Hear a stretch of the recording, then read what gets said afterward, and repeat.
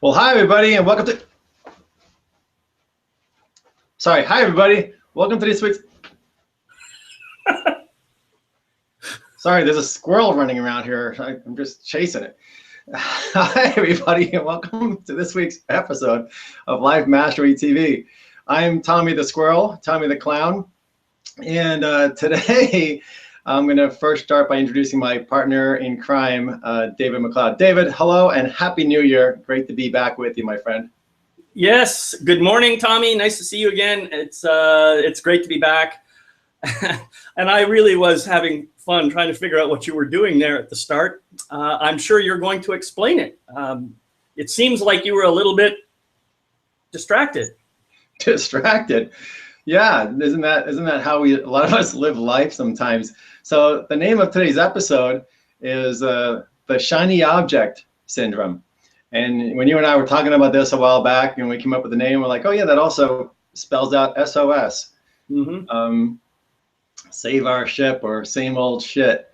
But what we're talking about today is distracting, is getting distracted. And I don't know where this is going to go, but we're going to bring this into our, like we normally do, the things that matter in life and maybe our purpose and our path and our journey in this lifetime as spiritual beings living in human bodies.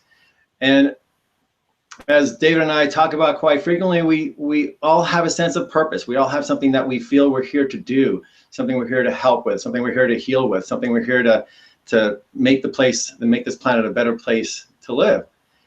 And in the course of having these goals and these inspirations, I know, raising my hand, I myself get distracted a lot.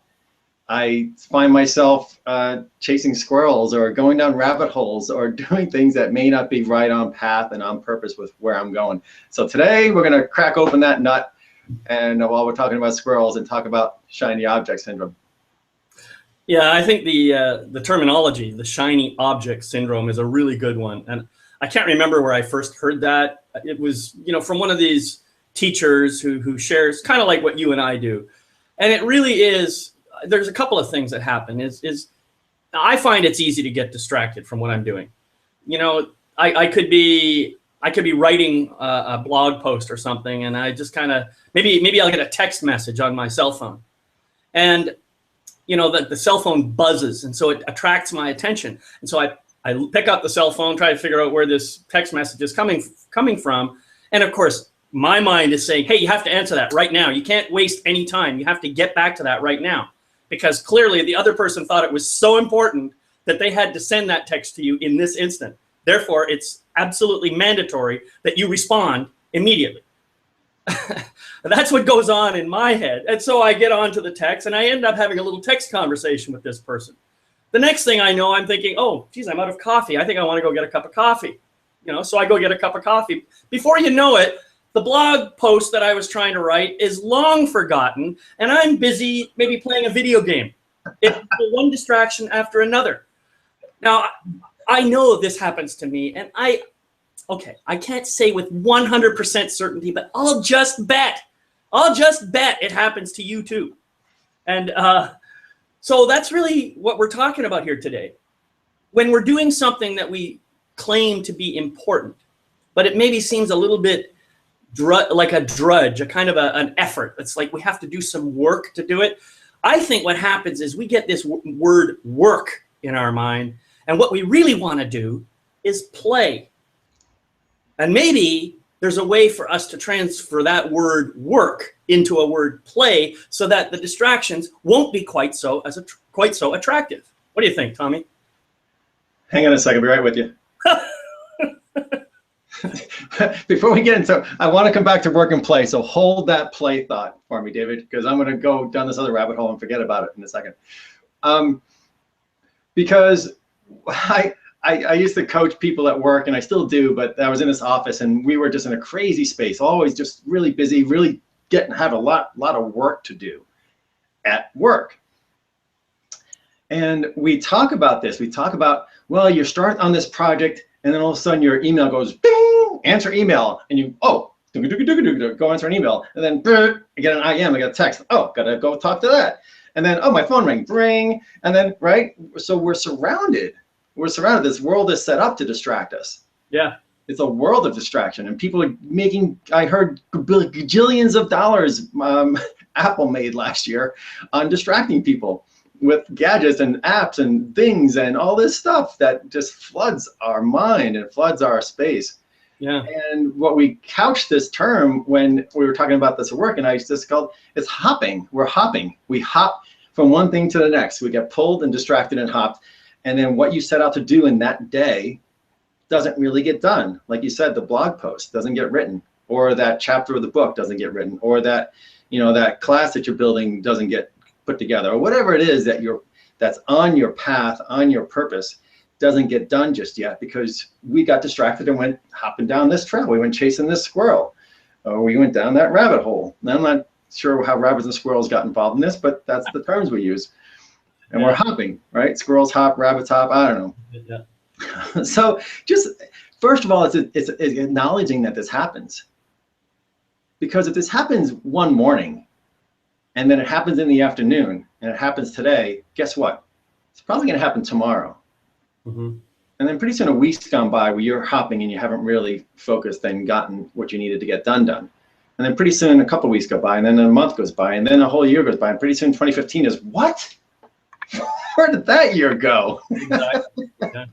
So it's an important issue to address, and let's keep laughing at it and make play of it as we do that. So back to you with play.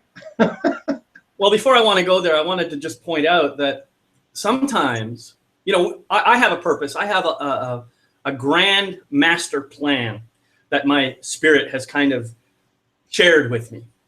But my ego is only more than happy to help out with all of this. And so, you know, as part of my journey is to do my own inner work. Part of my journey is to continue my own process of evolution. And so what happens is I'll be moving along my path. All of a sudden, I'll see a new program that somebody else is offering that is very much in alignment with what I want to do. And my ego mind says, oh, you got to sign up for that. You got to sign up for that. And so I sign up for that. A little further down the road, another one of these new programs comes along, also in alignment with my path. And my ego says, oh, you got to sign up for that. It's that squirrel mentality that you're talking about, where the squirrel says, oh, look at that shiny object. It's going to help us do this. Oh, look at that shiny object. It's going to help us do this. And before I know it, I am overwhelmed with programs that I'm involved in that really, okay, they do help. There's no question about that. But they don't all help to the same degree. Some of them are good for me and some of them are not. And I don't know about you, but I'm kind of a little embarrassed to go and ask for my money back because after all, you know, I'm a man of awareness and enlightenment, and I sure don't want to admit that I made a mistake. Dude, but I'll tell you that my whole year, 2013 and part of 2014 was very much like that. I actually had to draw a line in the sand and say, no more. Dude, if I wanted to stay in my relationship with my wife, I had to say no more. I have a whole bookshelf of 3-ring binders and programs full of CDs and information that's going to save the world. And I after that seminar is over, I bought it. I don't ever usually look at them. So yeah, we all get addicted to it. And the people who are masters at having you chase shiny objects are the ones, you know, who are who are, I guess, serving their own purpose. So yeah, so just, you know, first thing we always do here at Life Mastery is talk about awareness, you know, bring something into awareness that maybe we haven't thought about, and it's maybe impacting our life in a way that we isn't in our best interest, or in the best interest of our purpose, or in the best interest of the world. So okay, so we brought it to attention. We hop. We chase rabbits, we chase squirrels, we answer texts when we, you know, should be focusing on something else. That whole text thing, boy, whenever I at work start like a new job or have a new boss or a new environment situation, I consciously do not instantly respond to text messages and IMs, instant messages, or mocks, whatever they call it. And because people feel that they can make you hop when they push that button. And people just start to expect that of you. Oh, I need this person. I need them to do what I want now. And to them, what their request is so freaking important. And if you hop right away, then they've got you. They've hooked you. And now you're going to have to hop all the time. And it's harder to back out of it. So think about this little trick sometimes. When you get in a situation and somebody starts like a new relationship with somebody starts texting you, don't answer them for about a day, a minute. If you can hold up to a minute, then hold up to an hour. If you can hold up to an hour, you know, understand the importance of what it is they're asking for, because it's so easy to get caught up in the unimportant. So easy to get caught up in the, I need it now. I need an answer now. And really, do you need it now? No. So this is all plays into this hopping game, is this sense of urgency that other people sometimes impregnate upon us. Yeah, it's kind of like we had this mentality of instant gratification, and we've been playing into it for years, and buying into the belief that we need to get gratification instantly. And you know, consumerism has pushed that agenda. People say, oh, you need this object because it will allow you to stay connected to all your friends. And I mean, look at this. Look what we've created. And so we're in our culture. I think it's pretty pervasive, where this distraction mentality is happening everywhere. And what's really interesting to me is that even in third world countries where they don't have technology like CDs, everybody has an iPhone or something like that. And that blows my mind. They have that before they have, you know, good food, water, and shelter. That's how messed up our whole thinking is around these distraction items that we create in our life. So somebody knows about how easily we're distracted, and they're playing us for fools and taking advantage of us and getting all our money in the process. All right. Yeah. So again, bringing awareness to your own situation. Yeah, there are people who have marketing campaigns that thrive on the mentality that we chase shiny objects. You need to become aware of it. You want to not be the victim. You want to not be hopped around. You want to not be pulled into other people's, you know, doing their bidding. You need to become aware of it and conscious. And that sometimes means, I had a friend a while back. We were in like weekly regular conversation, and she started saying, do you need an answer? I'd ask her a question, and she was brave enough and bold enough to say, do you need an answer for that right now? And I would say, no, I don't. And she goes, okay, I want to think about that and get back to you tomorrow. I thought that was brilliant. I go, what a concept. not feeling like you had to respond right away or knee-jerk react or give an answer off the cuff, and to actually be able to think and ponder about something that maybe is a little deeper, that needs a little more consideration. What an honest, full of integrity, authentic way of being. Mm-hmm. And so there's that too, right? There's a matter of being authentic and being true, and sometimes that takes time. Mm-hmm. Yeah, that's true, and I do agree with you. And that's something that any one of us can do when we're actually in a conversation with somebody, you know. But usually when someone texts you, you're not going to say, do you need an answer now? Because now you're already hooked. You're already hooked into the response. I think you're right. I think we first have to bring awareness, and that's true about everything that we do. Everything. We have to bring awareness. A lot of the stuff that we do in our lives, we do unconsciously.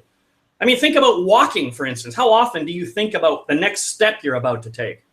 You know, or climbing stairs. The moment I start thinking about climbing stairs, that's when I trip and bang my knee on the step. So sometimes we have to allow things to drop into our subconscious and work for us. But when things start having a negative impact on our life, that's when we have to bring awareness to it and look at the choices that we're making and how those choices are impacting our lives and maybe the lives of the people around us. So it's a really, really important concept to bring awareness to everything that is important. You can always ask yourself this one question: how does this serve me right now? How does this serve the way I want to show up in the world right now? And if you have an answer, that's great. You may not have an answer right away, and that's okay too. But just ask the question. And before you know it, an answer will come.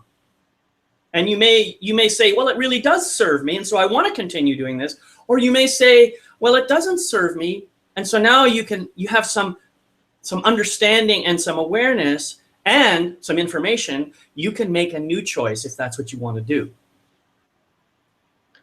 How does this serve me? Yeah, what good is this to me? What movie was that recently?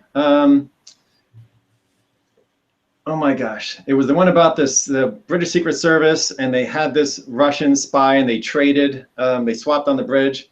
Was that Tom Hanks, Bridge of Spies? Yeah, Bridge of Spies, right? And remember what he asked the guy who was captured, the spy, and he goes, "Are you worried?" And he goes, "Would that help?" Yeah. Would that help? That's the same question you're kind of asking.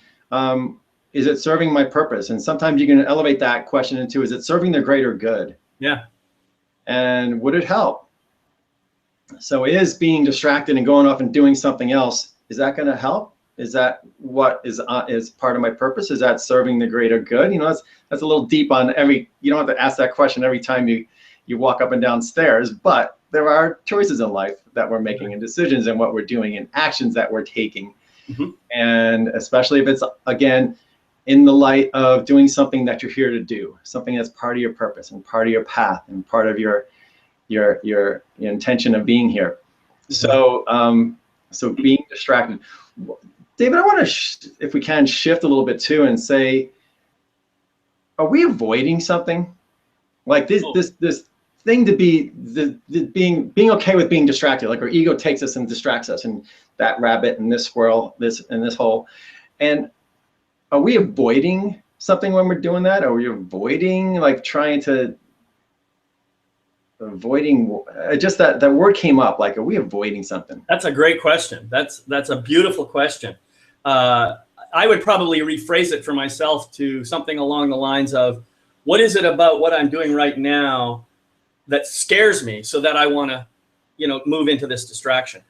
And the question or the answer that comes up for me is, well, if I continue doing this, I'm going to actually finish one day, and I'm going to have to show up, and people are going to have to see me. And when they see me, they're going to see all the mistakes I've made. That's the kind of chatter that goes on when I give myself a moment to pause and reflect. And so I guess for me, and this may be true for others as well, one of the biggest fears I have, and I think Marianne Williamson actually said this, it isn't so much hiding out and not being seen, it's being seen for who I really am. That scares me more than anything else. And so it takes a lot of courage to keep moving forward with following your purpose. It takes a lot of courage knowing that you are the only person in the entire universe with that particular purpose. That could be scary, especially to my ego mind. All right, well, let's stay in the fear of the ego mind, because I think this is hitting something in me too, right? Yeah, if we claim to have a purpose, and if we claim to be on that path, and if we say we're doing work to that end, to that means, what happens? Yeah, where's the fear in that? The fear is in, I think, like exposure of what you're saying, because what we do, what we're in the business of doing, what you and I in particular are in the business of doing, is being authentic and being transparent. And that means exposing all the stuff you've done. As a being, as a spiritual being, this human has done some screwed up things, and it's behaved in some bad ways, and it's maybe made some mistakes. Oh, not maybe. It's made some mistakes. And it's scary not only to expose that to other people, but it's also scary to even go inside. It can be terrifying if you don't know how to see the hidden shadow. If we talk about shadows, right? And to deal with our own stuff. And I think recently, yesterday, as soon as yesterday, we both got an email from a friend about this type of thing, kind of people not being as authentic as they seem, or just talking the talk, but not really walking the walk. And Absolutely. there's some fear in that too, because you've really got to do the dirty work That's right. to, Yeah, well, to really Ted walk the brought walk. a kind of an interesting perspective to this. He asked the question, well, why am I here now? Is this a distraction? Am I trying to avoid something here? And I'm assuming he's talking about, watching our program. And so he's asking this in a kind of a facetious kind of way, which I think is great. Are we, in fact, distracting ourselves by being on this program right now? Well, maybe there is some element of that in there. But I also think that just by doing this, I'm already raising awareness for myself. So it has a positive purpose for me. And I agree with everything you said, Tommy, about this whole thing about, making mistakes and being afraid of being seen for who we really are and not really looking at our shadows. I mean, all of this stuff is true. And that's maybe the distraction is a way to remind us that maybe there's a little shadow here for us to examine, to look at. And as you'll recall, we've talked about shadow before, and one of the things that I teach people to do is love your shadow. I mean, you can't heal what you hate. So love your shadow. Start bringing it into the light. Start embracing it. Start trying to understand what its motivation is as it distracts you off into something else, or as it creates its own kind of chaos in the world. Interview your shadow. Find out what it really, really, really wants. And I guarantee you'll find that it wants, at the deepest level, it wants to give or receive love. And isn't that really what we all want? Yeah, as you started talking, I wrote digging deep, and Ted, as I love your humor. Hopefully it's humor.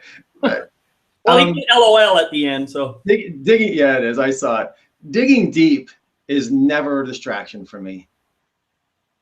I was doing some training with a Buddhist center for the last couple of years and reading this one really powerful book. And in there, there was a Buddha, somebody who was enlightened, became enlightened, and they were considered and called the faux destroyer. And I had to ask him, what's a faux destroyer? That sounds like it's something mean and nasty.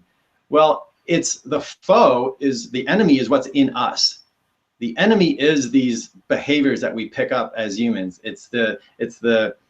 We've talked a lot about them. I'm not going to start to dissect them, but even fear is an enemy in me, that it's okay to destroy that. It's okay to go after that. It's the only thing that the Buddha said is okay to have animosity towards are our own delusions, our own shadows, so to speak. And yeah, while going in there, we need to go in gentle and love ourselves in general and not become mean to ourselves and angry with ourselves and frustrated with ourselves.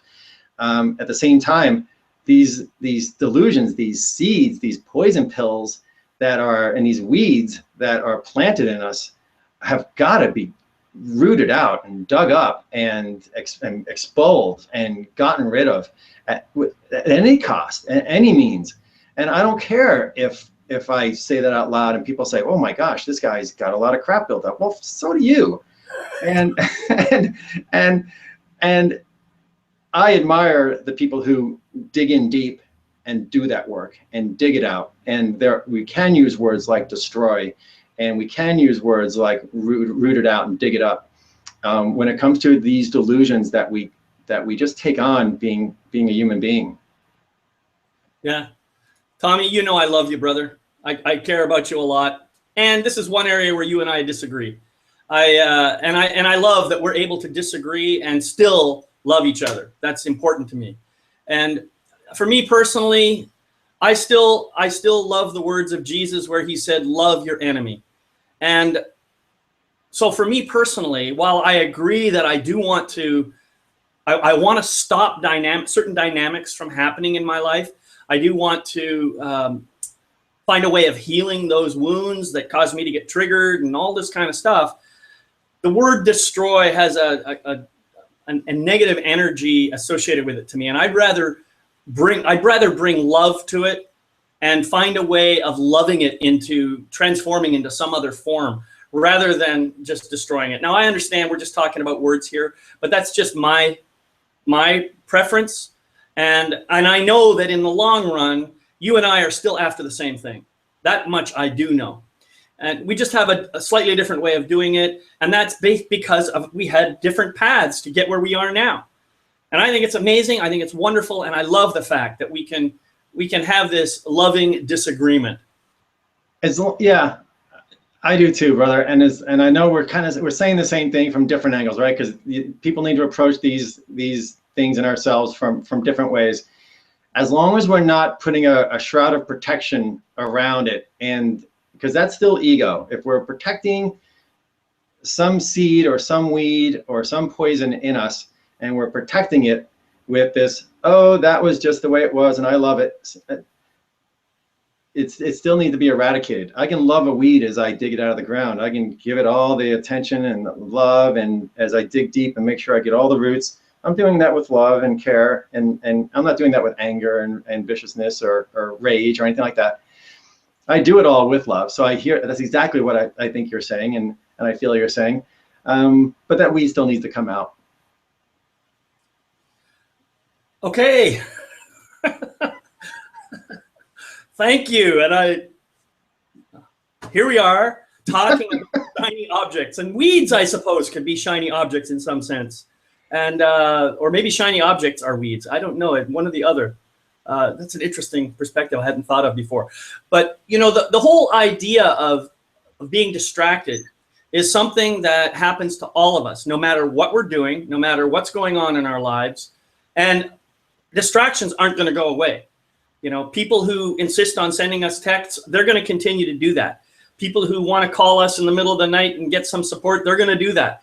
People who want to send us emails, they're going to do that. I mean, that's not going to stop. It's our responsibility, however, to decide how we're going to respond to those distractions. That's what we have control over.